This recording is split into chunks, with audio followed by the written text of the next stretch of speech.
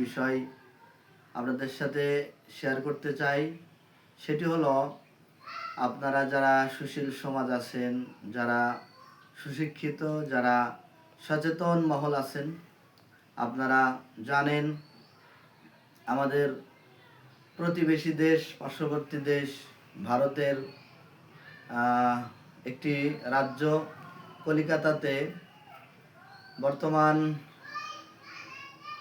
Recently একজন মুখ্যমন্ত্রী শুভেন্দু অধিকারী, তার নাম, সে একজন, আমি মনে করি একজন সাম্প্রদায়িক ব্যক্তি, একজন জালেম, একজন কুলাঙ্গার এবং দাঙ্গাবাজ। এই মুখ্যমন্ত্রী সদ্য নির্বাচিত হয়েই চেয়ারে বসেই, গদিতে বসেই মুসলিমদের উপরে, মুসলিমদের ধর্মীয় চেতনায় আঘাত হানছে। সে কঠোরভাবে তার রাজ্যে কলিকাতাতে ঘোষণা করে দিয়েছে যে মুসলমানদের সামনে আসন্ন সন্নিকটে ঈদ উল আজহা একটি ধর্মীয় উৎসবে, সেই উৎসবকে কেন্দ্র করে কোনো ধরনের গরু কেনা বেচা, ক্রয় বিক্রয় নিষেধ করেছে।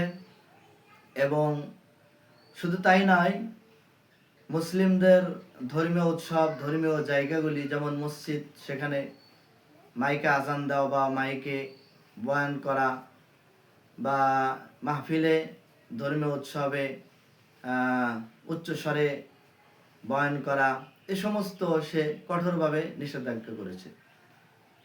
তো সর্বপ্রথম আমি একজন মুসলিম হয়ে এর কঠিন এবং তীব্র নিন্দা জানাচ্ছি এবং প্রতিবাদ জানাই। আমরা মুসলমানরা শুধু ভারতে নয়, সারা বিশ্বে এখন আমরা নির্যাতিত, নিপীড়িত। আপনারা জানেন, এই ইরান এবং আমেরিকার যুদ্ধেও এই ইরান কিন্তু নির্দোষ এবং শুধুমাত্র এই বিধর্মীদের তাদের নেতৃত্ব না মানার কারণেই আজকে ইরান জুলুমের শিকার হয়েছে আমেরিকার কাছে। এইভাবে সারা বিশ্বে আজকে মুসলিম নির্যাতিত কেন? তার কারণ হলো যে আমরা ঐক্য হারিয়ে ফেলেছি।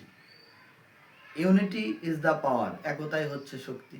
আমরা একতা হারিয়ে ফেলেছি যার যার স্বার্থে, এবং আমাদের আল্লাহর উপর আস্থা এবং ভরসা, ইমান হারিয়ে গেছে।